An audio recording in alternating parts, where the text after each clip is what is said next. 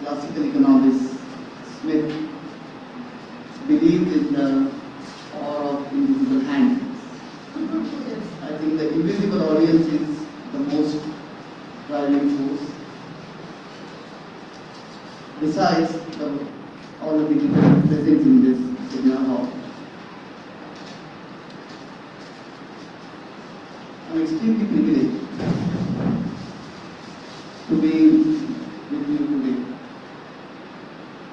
on primarily three accounts. The first being, as Honorable Principal Dr. Abhay rightly pointed out, that any discussion of reforms is meaningless without reformers. And the institution where we are gathered today is blessed with two towering reformers. The word Marathi word Vaya signifies common man. Is the crux of the word Vaya. Today we talk about 21st century being the century, a knowledge century, or we are living in a knowledge era. But knowledge alone can be the most important tool for capacity building, was recognized way back by the founder, the great reformer, Bharata. So unless we empower the common man, the Rayat, no meaningful transformation can occur in any socio-economic structure. Was the basic guiding principle behind establishing this highly revered and historical institution. It's not an institution, it's a thought. The second most important thing is the college. See, unfortunately, we tend to somehow, I won't say forget, we tend to sideline the fact that Dr. Ambedkar was essentially an economist. Yes. Unfortunately, I'm saying this with some degree of responsibility and poise, that we have failed to, in a way, recognize and appreciate the contribution of Dr. Ambedkar in the development of economic policy framework prevailing in our country. See, he was not a theoretician alone. He was an extremely able, intelligent, economic administrator. We have very few of them amongst us in all these 70 years. We have had excellent galaxy of economists, but a fine blending of profound knowledge of theory and an acute sense of how to implement the policy and what kind of institutional framework we need to design so that appropriate responsive policy can be framed, it can also be implemented in an effective manner. You need a fine blending of the theoretical side and the applied side of the same discipline. I think Dr. Ambedkar was exceptionally gifted in that. See, you won't believe it's an altogether different topic to discuss Dr. Ambedkar as an economist. Even one day seminar will not be sufficient for that.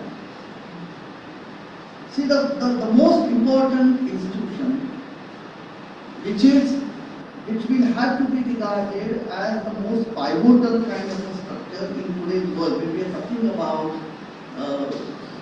truly economically or cooperative federalism among different states, the kind of institutional structure that is evolving in our country, particularly with the implementation of the GST, with the implementation of the goods and services tax regime.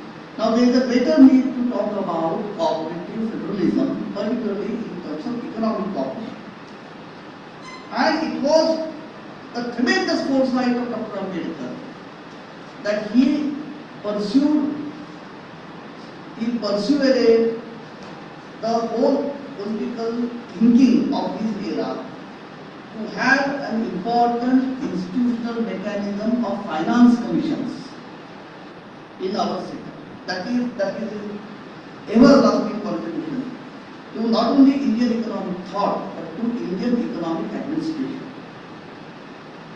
See, this was a brilliant piece of his intellect, that finance commission is being made a constitutional body, unlike planning commission. Leave aside the politics of that, although Madam said that we cannot be insulated by politics, but because of several other considerations, primarily probably because of the political considerations, planning commission could be done away. But nobody can think of changing the status of finance commission. It is a constitutional recognized. The whole constitution, to promote the idea that in a loosely structured federal setup, where it is imperative that the state or the central government has to be the strong epicenter of power. The financial powers are going to be centered largely in the hands of central government. But we are living in a community of states which are basically dependent on central government for a variety of reasons. There has to be a proper third-party platform with constitutional recognition, which will arrive at a systematically arrived at formula for dissolution or devolution of funds, distribution of total financial resources between central government and state governments in the country.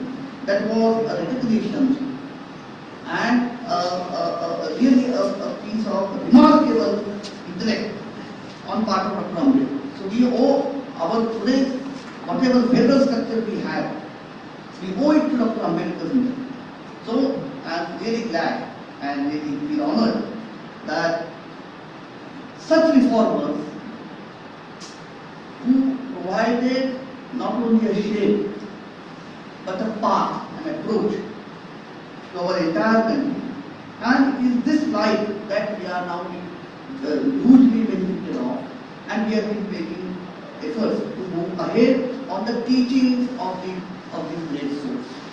And reforms therefore has to be then positioned in the overall thought process invoked by great people like Dr. Ambedkar and Karmavir Bhagavati Party.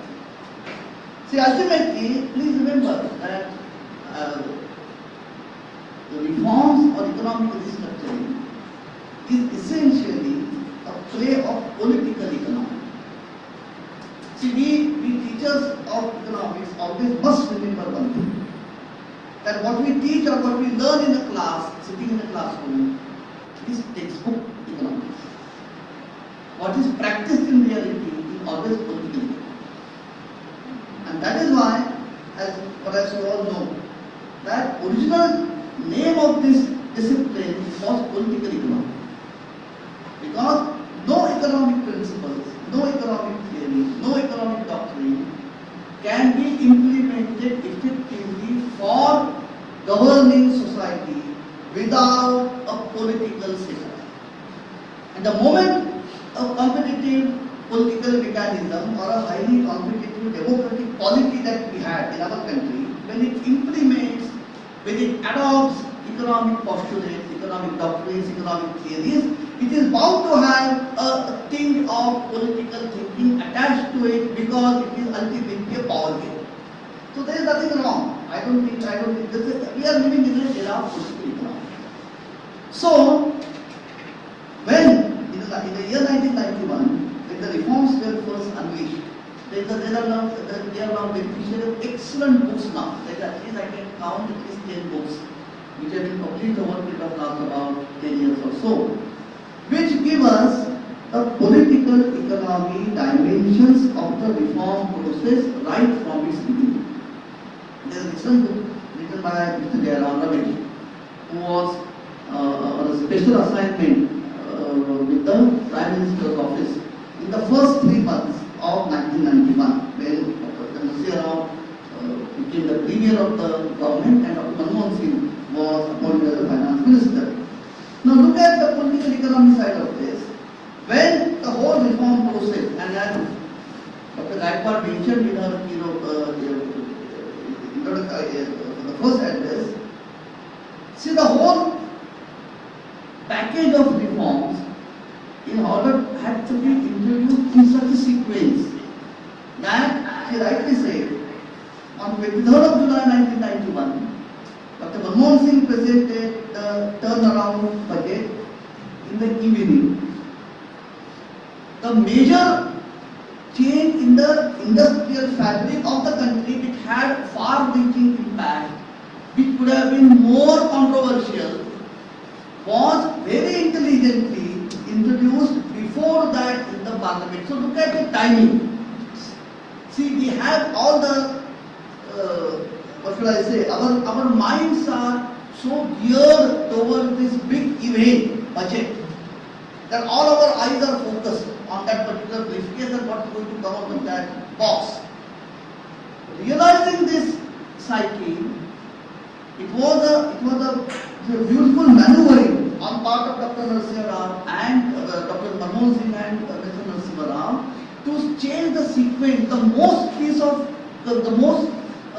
The piece which would have become, or which had a potential to become most controversial, the basic document changing the entire policy framework governing industrial policy, which would otherwise have got attention and would have been critically examined, that was introduced prior to budget so that it goes largely unnoticed.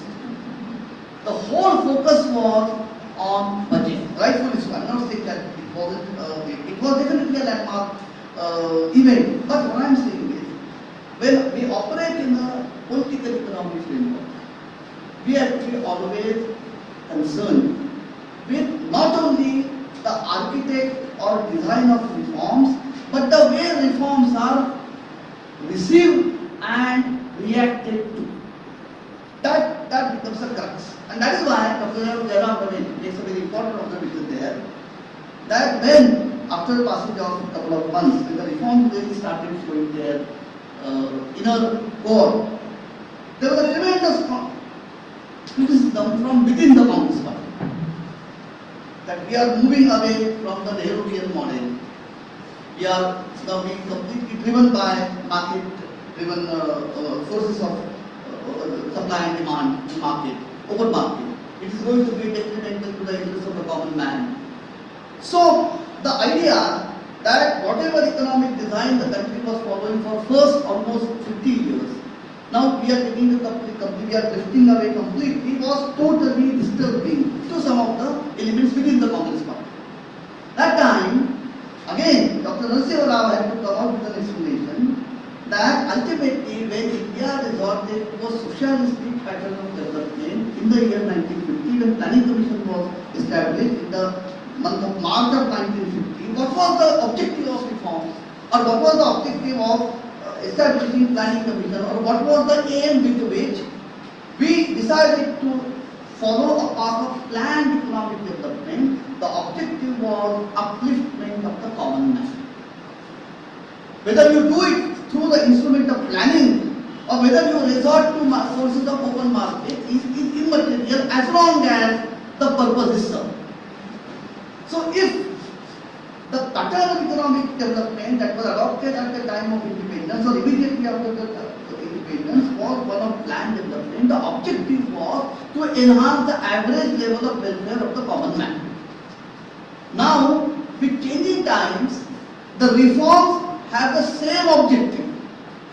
The reforms, by resorting to a different model of economic administration, we are not drifting away from the basic objective of development, that is upliftment of the common man. We are merely changing the instrument. From planning, we are now resorting to a more open system where market forces will have a more clearer and more spacious ground to play out its result. So look at the political economy. That the same objective, the way the idea of reforms was sold to the entire political arena was packaged in such a manner that the core of any economic development remains same, unchanged, eternal, to help the common man, to eradicate poverty, to raise average standard of living for the average Indian citizen. It's only with changing times we are changing the tools. Earlier it was planning, now it is a fine blending of planning plus open market. So we ought to remember that when we take a review of this entire new era of economic management after 30 years, we must realize one thing, that a proper or more appropriate phrase would have been how you look at the whole experience of past 50 years with this experiment of economic restructuring.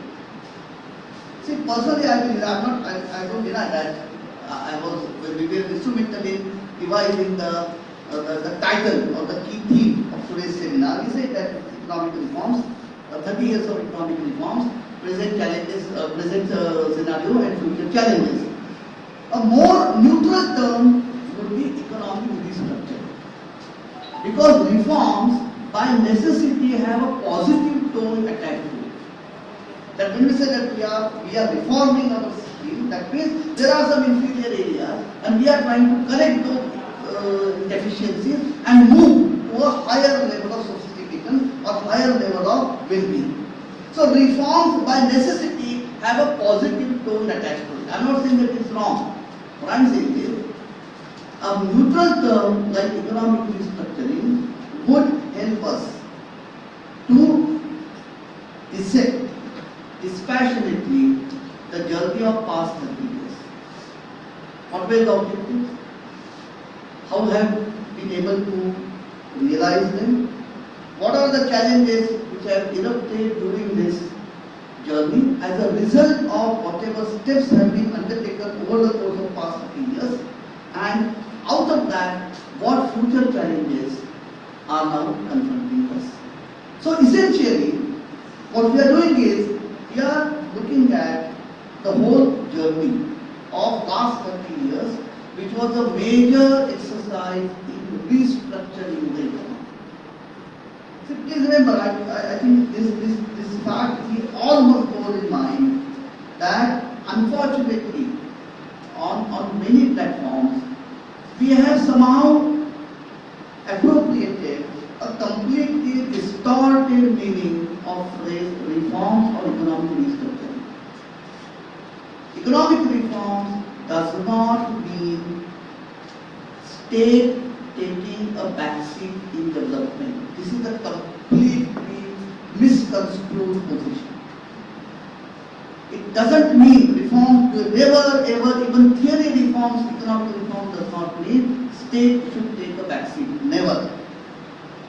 Reforms in reality, what it means is, in the changed economic circumstances, we take a review, we re-examine the domain which is given to the government, to the state, and domain of activities which have been in the helm of the private sector. So it is re-examining, reorganizing, realigning respective responsibilities of these two very crucial, important partners in the process of economic development, namely state and market. Reforms never mean complete free play and complete you give a free ground to market forces without state having any role. This is the completely wrong interpretation of the word reforms. Reforms or economic restructuring implies we realign the responsibilities.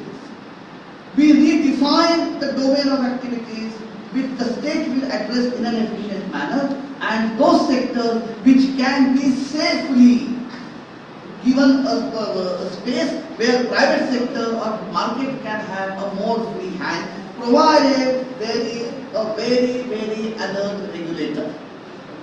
So when we talk about reforms after 30 years, we must first have this idea clear in mind that reform never meant, do not mean, and shall not mean negation of state from the developmental process. In fact, many of the challenges that we are facing today have erupted essentially on this account that we have not been able to strengthen state in a due course, the way it should have been strengthened in order to confront or in order to face the new economic reality unfolding after 30 years of structure or restructuring. See, most of the objectives with which these reforms were introduced in the year 1991. See, I am not going to my detail because we are already running out of time. See, it's again in a way a misnomer that reforms began in the year 1991. There is a lot of literature which even showed that when Mrs. Indira Gandhi was defeated in 1978, when she came back to power in 1980, there is a lot of writing has recently been come up with political scientists. We say that at the beginning of the decades of 1980s, when Mrs. Gandhi again regained the power and became Prime Minister, she realized that the time was right for changing the whole direction of major government policies because of the emergence of the new middle class in the Indian society. Till the entire decade of 70s, the entire focus of the Communist Party was on Garibi Hata, rural development, economic generation, unemployment, agricultural development, food security, fighting famines. I'm not saying that those challenges were in a way had become irrelevant by 1980s, but by 1980s the Communist Party had realized that the focus of the policy has now to give a due recognition to the urban India that was emerging from beginning of 1980s. So there was a tilt in policy right from 1980 onwards. A major leap forward happened in 1990. So it's not that everything was, nothing happened before 1991 and all the reforms occurred on Indian scenario from 23rd July 1991. No, it's not. It has been a gradual process right from 1980s. See, in 1991, when we embarked on this major attempt of economic restructuring, there were at least 3 or 4 major challenges. And if you look at the past 30 years, now it appears that we have adequately answered those challenges which necessitated introduction of reforms in a major way in 1991. The first was public debt. Even today I won't say that has not been any less important because as you know that this Fiscal Responsibility and Budget Management Act, which was enacted in 2003, the committee which was appointed to prepare the background for this act, they stated that the average acceptable level of public debt is to the extent of 60% of the GDP. Today it is around 90%. Now I am not saying that it has come up abruptly. In the last 2 years, particularly the period after 2008 has been grossly responsible for that because the whole development scenario has changed. But even today, the challenge of public debt remains. The public debt hovers between somewhere between 85 to 90% of the GDP, which is not acceptable from our standard as the FRPM committee rightly pointed out. Point number 1. Point number 2, the problem of fiscal deficit. Even today it is glaring at our face. But please remember, it has nothing directly to do with reform. It is largely due to the disruption of last 2 years. The pandemic has completely disrupted our economy, not only our economy, but the global economy. But still we have been able to manage our fiscal deficit in a largely satisfactory manner. The third was regarding managing current account deficit. Because the whole problem of the fraternity of economics know that with higher fiscal deficits we have tendency for inflation. With rising prices, our exports become uncompetitive, that leads to deficit in the current account of the international trade, and the country then is caught in a very vicious circle or in a very tricky position where we have to deal with twin deficits, manage fiscal deficit as well as control current account deficit. So even that has been now broadly, I would say, been brought under control. So that is not a major issue, at least for right now, barring last 2 years. The next objective of reforms was decentralization. That we adopt a model where there is a decentralization of economic decision making so that every state, depending on its immediate circumstances, is given adequate freedom to choose its own priorities, which would be in alignment with the broad national priorities regarding development. So, a thrust on decentralization was basically one of the objectives of the reform process, and the last was competition. That a fairly competitive economy, by its nature per se, has that drive to weed out inefficiencies, because otherwise you cannot stand in a competitive environment. So, one of these, if you look at these 5 or 6 basic objectives, which were there in different degrees behind the whole exercise of economic restructuring, what we today see is mostly, barring, as I said, that the challenges which have been thrust upon us because of the pandemic, which has been a completely unexpected turn of an event, and it comes once in a century. Otherwise, it's not a regular challenge. It's not a routine challenge. It's something out of box. But otherwise, over the past 50 years, the economy has done fairly well. There is no doubt about it. The basic thing is there is a market reduction in the poverty, extent of poverty. Whether you go by the original definition of the Planning Commission, or whether in the year 2009, when the Government of India appointed a new committee under the chairmanship of Dr. Suresh Tendulkar to have a relook at the definition of poverty, the method used for measuring poverty, and therefore the estimates of poverty, we see that across states and even at the national level, the average incidence of poverty has substantially come down. So, if you ask me, as a student of economics, overall, the restructuring process has been progressing on the path that we had anticipated, and it has definitely given us a result, a set of results which were expected, or that we had in front of our eyes as a target, that this is where we want to move over a period of time. However, this is the broad picture. There are nuances to this, and that, unfortunately, I won't take much time. I'll take only 5 minutes now to highlight some of the deficiencies which have emerged and have erupted over this course of last 30 years. As I said, broadly at a macro level, controlling deficit, decentralization, competition, current account deficit, that is managing foreign exchange balances, overall good control over inflation.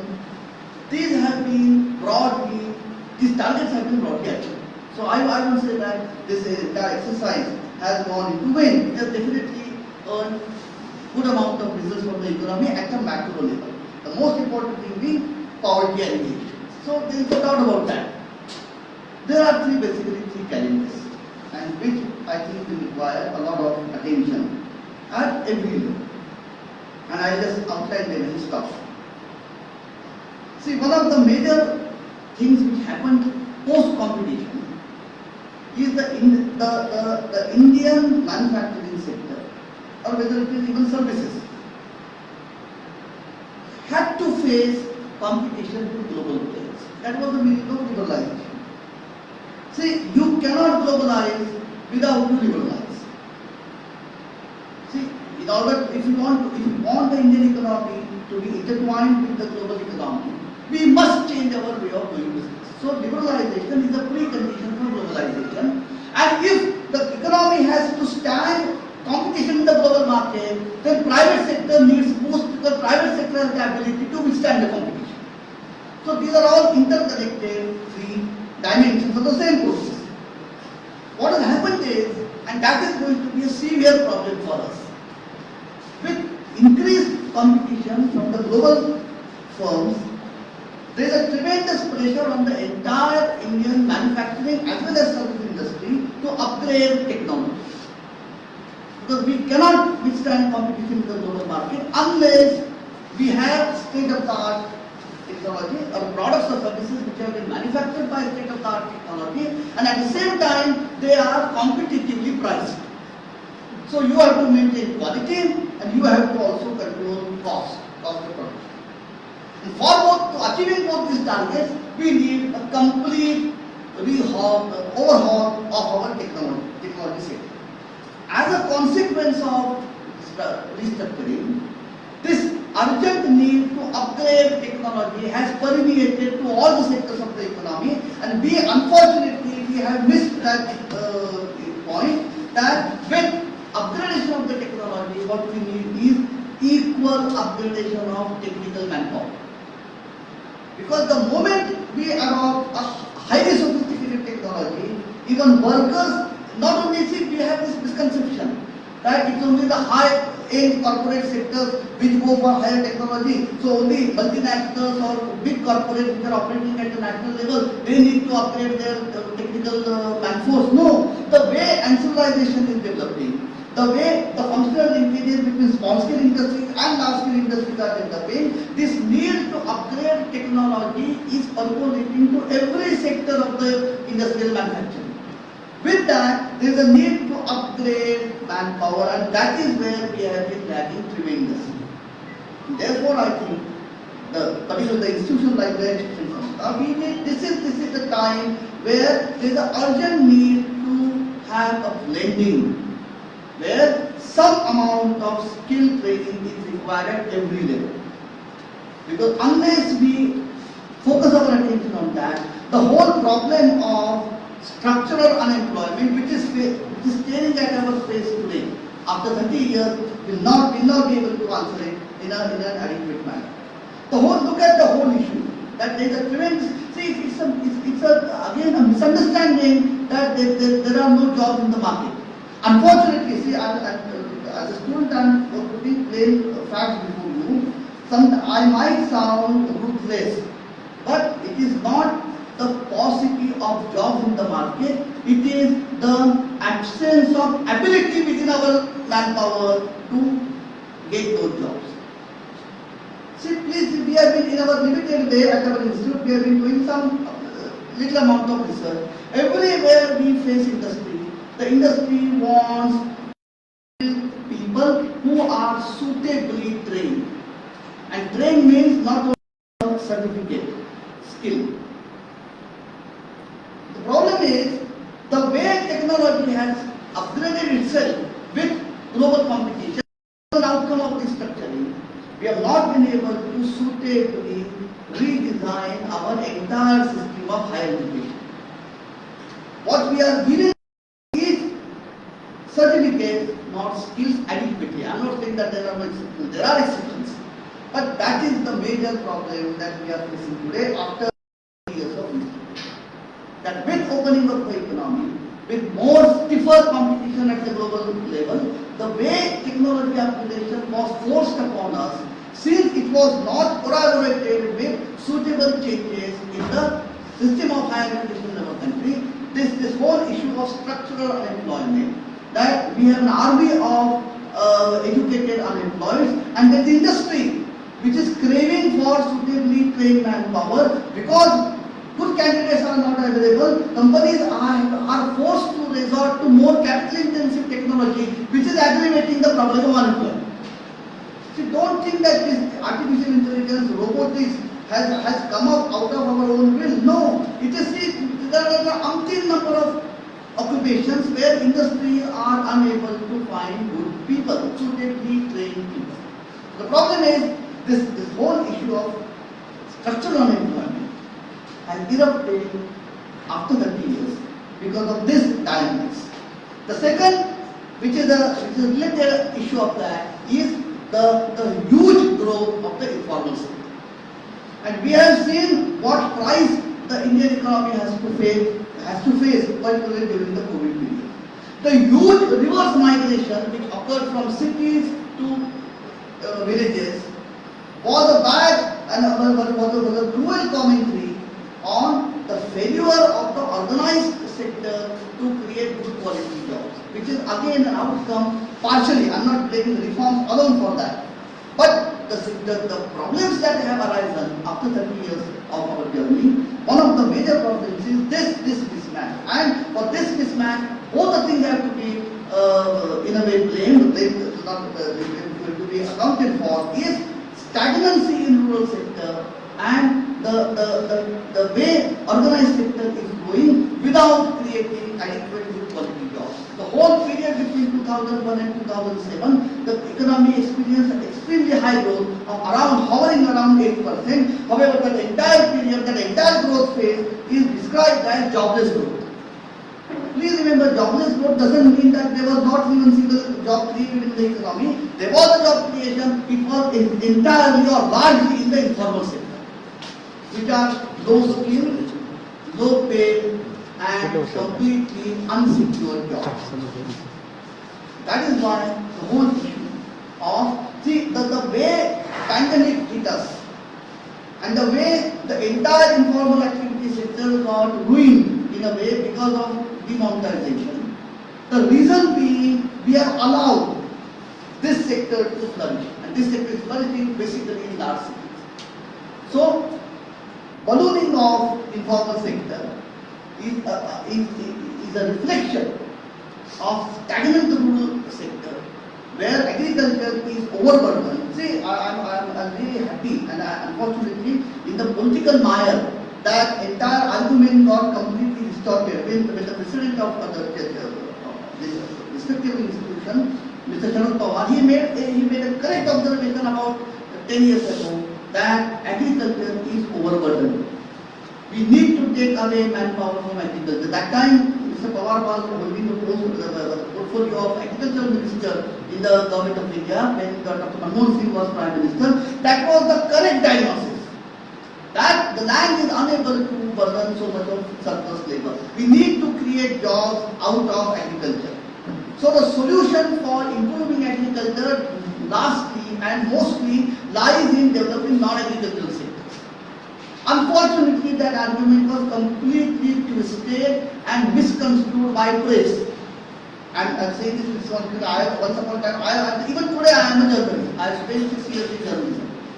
But the fact remains that the kind of unemployment informal sector situation that we have is an outcome of the combined forces of the way technology is developing in the organized sector, the way the cities are growing, and the way the rural economy is stagnating.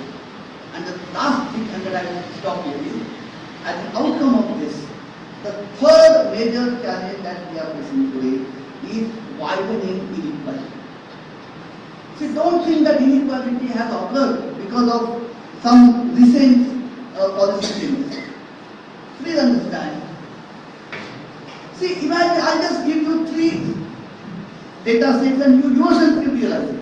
See, as I just now said, the average poverty, the extent of poverty has come down from almost 37% to close to 21-22%.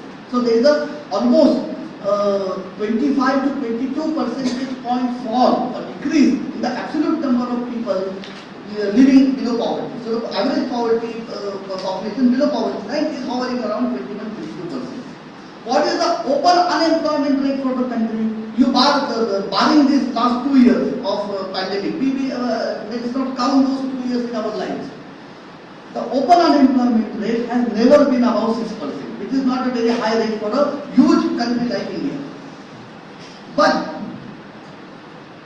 what is the percentage of labor force in the unorganized sector? It is close to 82%. If you juxtapose these 3 data sets next to each other, the kind of challenge that is glaring us at our face becomes evident and clear. Why inequality is growing? Because of this dynamics. That no good quality jobs are getting created. There is a what we call as the demographic dividend. Today we are in the most envious position on the surface of the earth. That today we are the only country where more than 50% of the population is in the working age.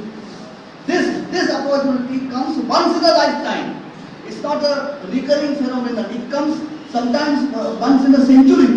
That a country passes through a structure of population where there is a huge proportion of total population in economically active life.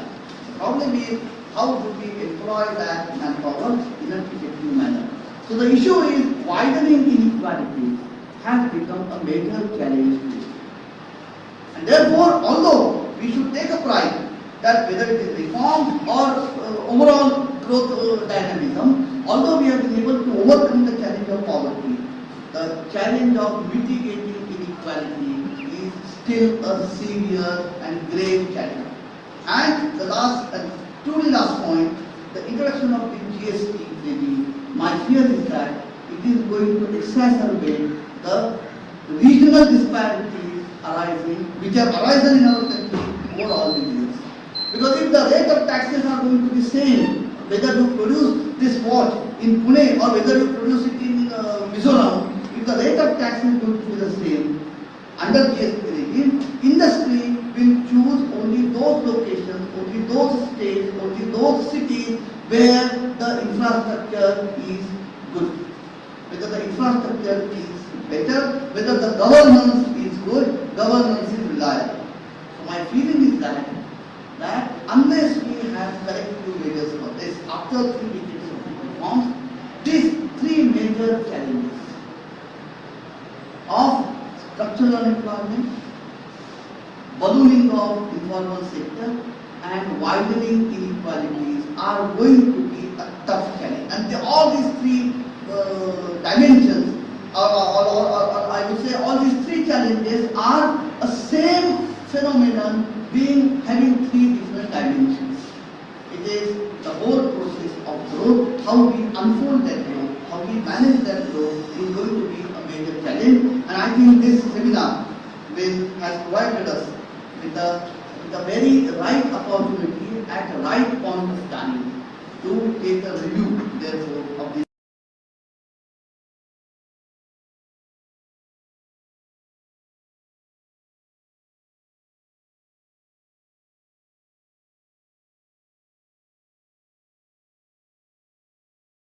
talking to you, and my wholehearted thanks are due to Dr. Andare, your honorable principal, Arunji, because you were gracious enough to make us part in a small way in the organization of this seminar. Because see, I was in a way I consider myself to be a very fortunate person who learned the alphabets of economics in a place or at a place where teaching and research were blended.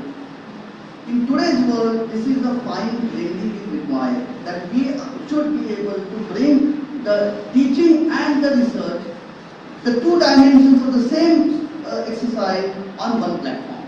So, the education Samsthan, particularly this particular college, under the leadership of your very, very enlightened and sensitive principal, Dr.